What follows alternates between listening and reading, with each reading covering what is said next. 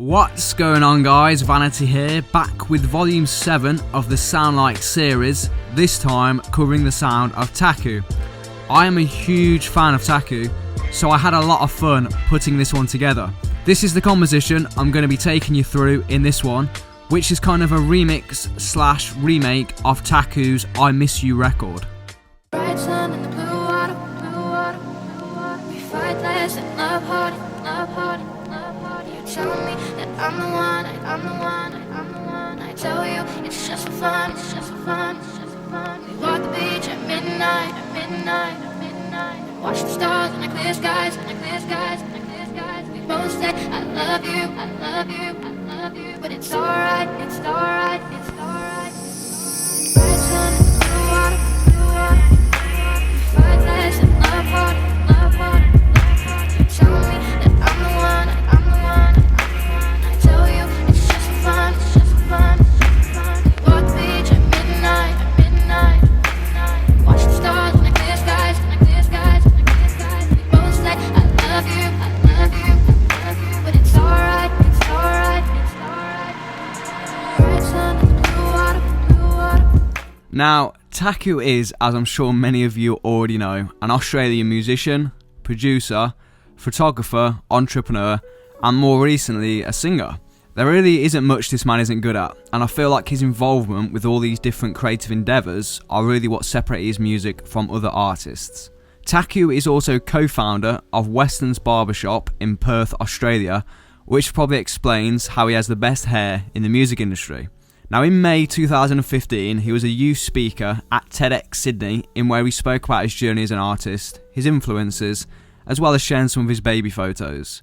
It really is a dope talk, especially if you're a fan of Taku. I'll link that up in the description below for you guys. Taku uses FL Studio, or at least he did when this interview was published in 2012, paired with our Micro Korg. I don't think the equipment he uses is important though, as he's been using the same studio equipment for the past 7 years. The only thing that's been changing are his life experiences. This leads me onto my next point. I think there is a misconception with this series, due to the title, Sound Like. I'm not trying to teach you how to be Taku, or promoting copying his sound, because as a producer myself, I hate that. I make these so you can learn from other creative individuals, get a little window into their world, their production methods and sound. You may not realise it yet, but this will in turn help you to find your own sound and develop your own voice as an artist. The best music always comes from experiences, in my opinion, whether that be emotional, such as a breakup or falling in love, or environmental, such as travelling and experiencing a new culture, or even just breaking your standard daily routine. Taku writes from these experiences. His perhaps most well-known EP, Songs to Break Up To, released in 2013, is a very real example of this, and is the best example of what I'm about to say. I think the answer to the question, how do you find your own sound as an artist, is a much simpler answer than most people want. You have lived a life that no one else has lived. That goes for every single person watching this. If you are trying to find your own sound, write from your heart, write from your experiences, write from your environment, because no one else has that. It cannot be replicated, which is why it's unique. Truly great artists put themselves into their work. What have you done, been through, seen, experienced that you can put into your art so that it has a unique perspective? Once you find the answer to that question, you will have found your own sound. Have a think about that. There's an article from Taku that may help you with this. It's titled 6 Tips for Making Meaningful Music. I'll provide a link to the article in the description below. Each tip has a paragraph explaining it further, but I'll just read you the title for each tip. The first one, probably the most important life lesson, and that is, do what you love. We've then got patience and persistence, learn a little and practice each day, embrace the fear and share your emotions, creative collaboration, and know your audience. Alright, moving on to the composition. We'll start with the drums. The drums in this track are a little more interesting than in my previous tutorials. Here's what they sound like all together.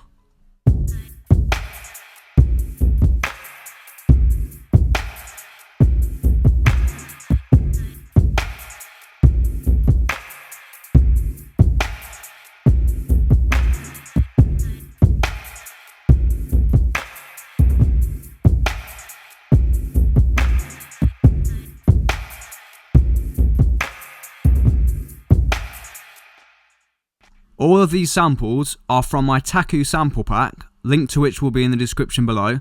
There should also be a card popping up around here, which will take you to where you can download it. So I want to start with the kick drum. This is the kick drum soloed.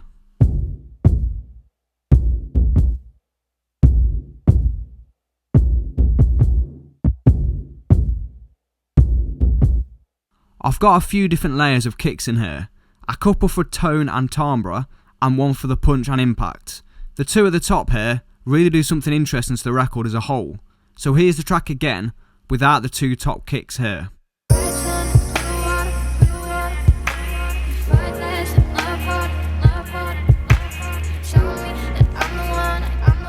And then with them.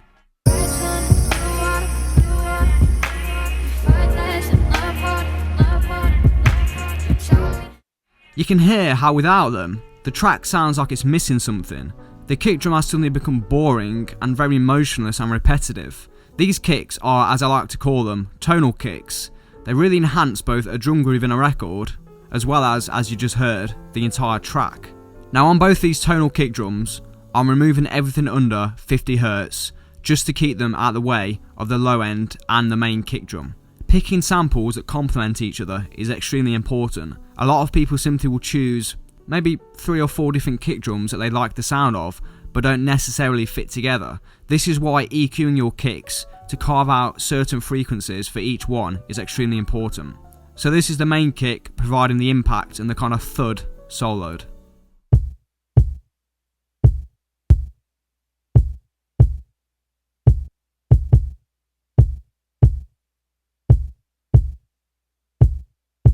So it's a really simple, low-end kick with some dirt present in the sample.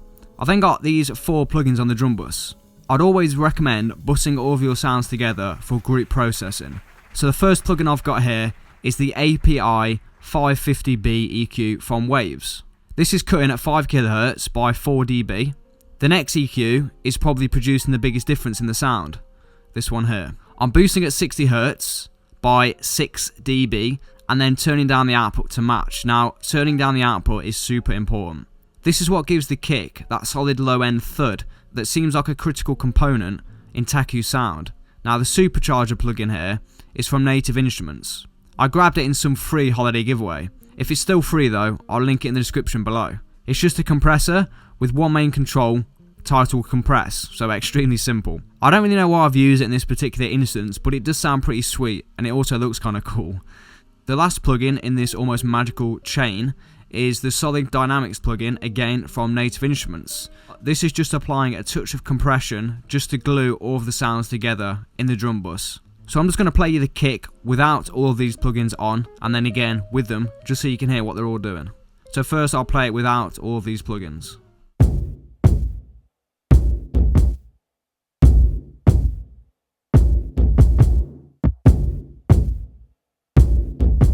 And then with.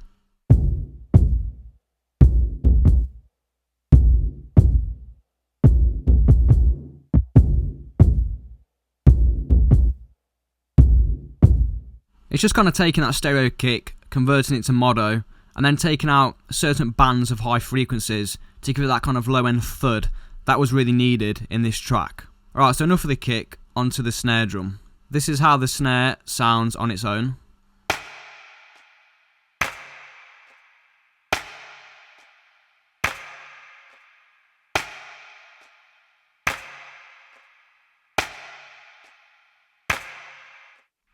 Now the snare drum consists of 2 claps, 2 rim shots and a click. Normally I would not recommend layering this many samples together as it does affect the transients, but in this case it worked, and rules are of course there to be broken.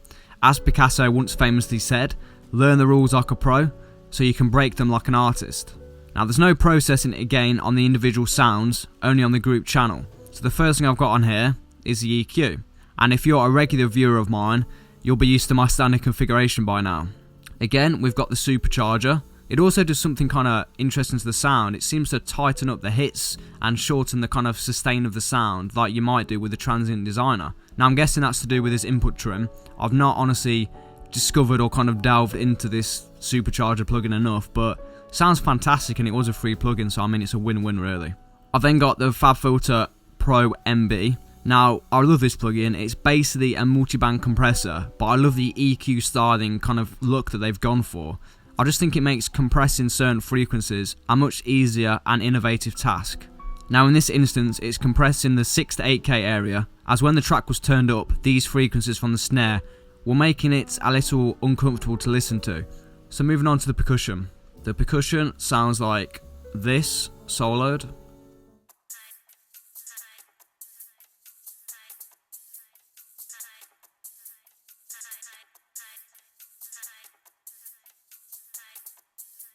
The percussion is made up from two elements, a high-pass bongo loop and then a hi-hat combined with that high vocal sample that seems to be almost overused in hip-hop at the minute. Now again, as with the snare, there is no processing on the individual channels, it has all been applied to the group. So the first thing I've got is the API 560 EQ from Waves plugin. That's boosting 16K by plus 12 dB. Now this might seem very extreme, but I'm going to explain to you why I'm doing this in just a second. It's also turning the output down to compensate, as turning anything up by 12 dB, especially something as high as 16K, is going to really hurt your ears. So this is something J Dilla used to do, was sit his hi-hats really high in the mix, keeping them almost out of the way of everything else and really filling that high frequency range. Now, usually hi-hats have a great deal of low end in them. They don't usually hit as high as 16K, but I like to kind of make sure the frequency spectrum is very filled out with sounds.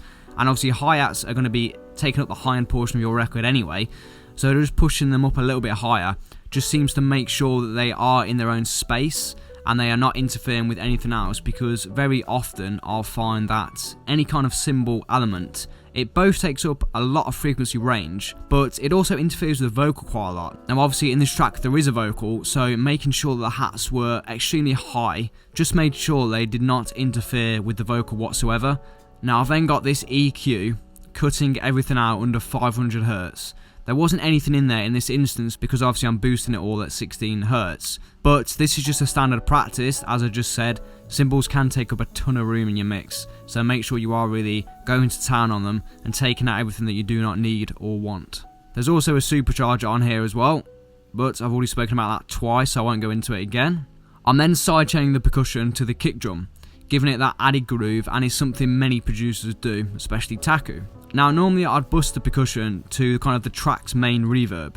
However, in this instance I wanted the percussion to have its own space in the mix, as well as a little stereo width on it. So I stuck this wide ambience reverb preset, that is just one of the default stock presets with Ableton, on the group channel, and it just worked fantastically. Spread the percussion out a little bit and just gave it its own space in the mix. Alright, moving on to the music in this track. Now the music consists of two elements, a piano and a soft pad.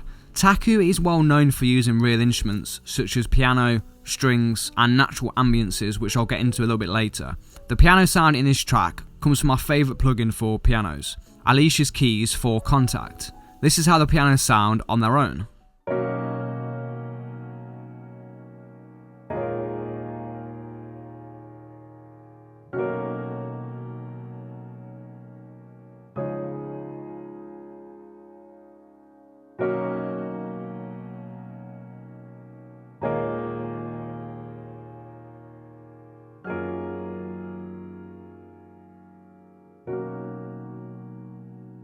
The sample I've used for this track comes from Willow Smith's Summer Breeze record. Once you've got the audio sample inside of Ableton, let's imagine this is my audio sample, you can right click and select Convert Harmony to New MIDI track. Now you've also got the option to convert melody and convert drums. So it's not 100% accurate and works better on some sounds than others, but it definitely gives you a solid starting point. Now once I had done this, obviously I went through all the notes and corrected them the best I could and ended up with this arrangement. The next thing I did, which is super important, was to humanize all of the notes. So if I zoom in here, you can see how all of the notes are hitting at slightly different times. Now I've done this to try and replicate a real pianist, as they're only human and not every note is going to be struck at exactly the same time, even in chords. This can also drastically improve the piano sound, especially on chords, and it did in this instance actually. Going back to the plugin for just a second, the only other thing I've changed on here was the velocity curve to convex 50%. In non-technical terms, This softens the velocity of the keys, meaning you get a softer sound as opposed to an aggressive, hard-hitting tone. Imagine someone playing the keys lightly versus someone who bashes at them. The former is definitely more desired in this style of emotional music. Now, the only processing I've applied to the keys is my standard EQ configuration, as well as sending it to the bus reverb. Now, the soft pad I mentioned sounds like this.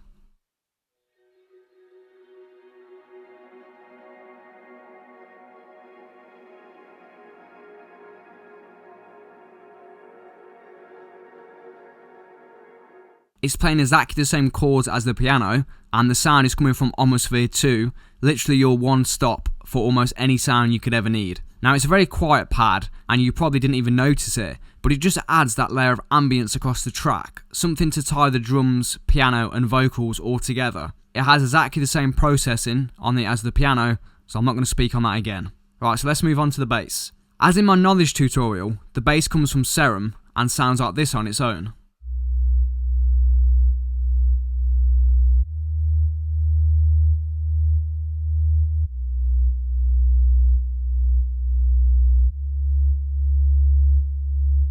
Now, the melody for the bass is just the root note of the chords. So you can see my chords here on the piano. You just delete everything besides the bottom note, and that gives you a nice little bass line that will match the piano. Now, the other way of doing it would be, again, to right click on your audio, and instead of selecting Convert Harmony, you would select Convert Melody, and you'll just get a single note rather than chords.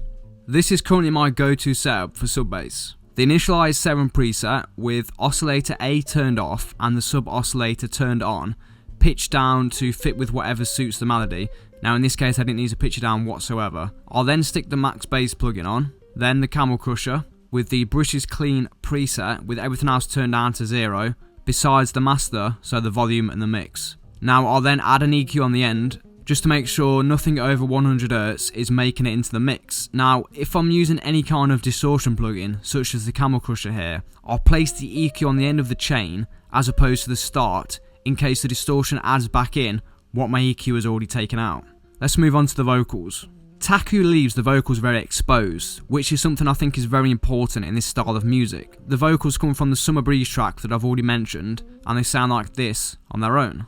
Bright sun in the blue water, blue water, blue water. We fight less and love harder, love harder, love harder. You tell me that I'm the one, I'm the one, I'm the one. I tell you it's just for fun, it's just for fun, it's just for fun. We walk the beach at midnight, at midnight, at midnight, and watch the stars in the clear skies, in the clear skies, in the clear skies. We both say I love you, I love you, I love you. So there's a few different layers in there. Obviously, first the main vocal. Bright sun in the blue water, blue water. I've then got a backing vocal, which sounds like this.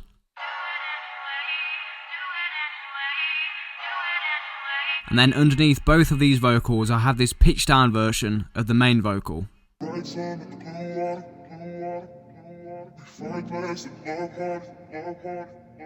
Now, this pitched down vocal at the end here is pitched down 12 semitones or 1 octave. Taku, as well as many other producers, use this trick to thicken up a vocal sound, especially when it's been sampled. It just adds an extra layer to the vocal that can sound really interesting if done just right. Adding in all these little layers and effects is really the difference between a good and a great record. It's important to take a great deal of care with how you're presenting your art. Now, I've also added in this delayed pitched vocal to emphasise the phrase "I love you," which is the title of this track. So it sounds like this just paired with the main vocal. We both say I love you, I love you, I love you, but it's alright. The vocals again are all being processed together. We've got an EQ, again my standard configuration. The only difference here is actually that I'm boosting 12 kilohertz by 3 decibels on the sides of the record. Now, this is the trick I use for adding sparkle to the top end of a vocal. It almost tickles your ears and just adds a kind of sweet top end to the vocal when gotten just right. It also helps when cut through the mix a little bit clearer. Right, moving on to the effects in this record. I've got my signature crackle and tape hiss. Taku uses vinyl crackle a lot. He even starts his records with nothing but crackle playing just for the first few seconds of the track to simulate, in my opinion, a turntable. Now, the other interesting sound I've got in here at the bottom is a recording of waves on a beach that just sounds like this.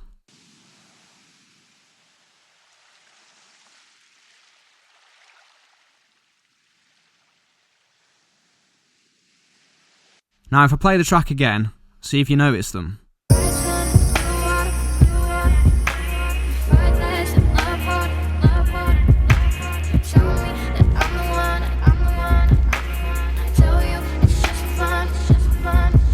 You can just notice them there in the background, right? Now it's really such a simple sample, but it has such a calming and laid back effect on the record. And I think it's things like this that really make a record great. I've also got a couple of reversing sounds, for example this bar riser, that connects the introduction to the kind of main chorus of the record.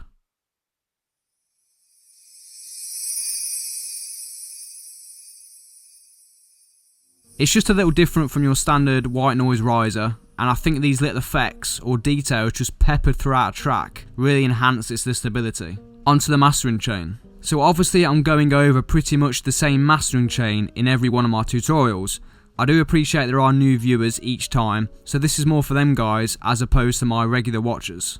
This isn't my mastering chain plugin for plugin, but it's kind of a template that I've developed over years of trial and error. So a couple of plugins that I absolutely love and are always in every mastering chain I've ever created are the BX Control 2 from Brainworks. Now I'll talk about this one a lot, but it really is a Swiss Army knife for a plugin for having on your master out. It allows you to check multiple things, such as the left-right channels, mid-side, mono, phase invert, and plenty more. Now in this instance, I'm using it to make everything under 250Hz all the way around, mono.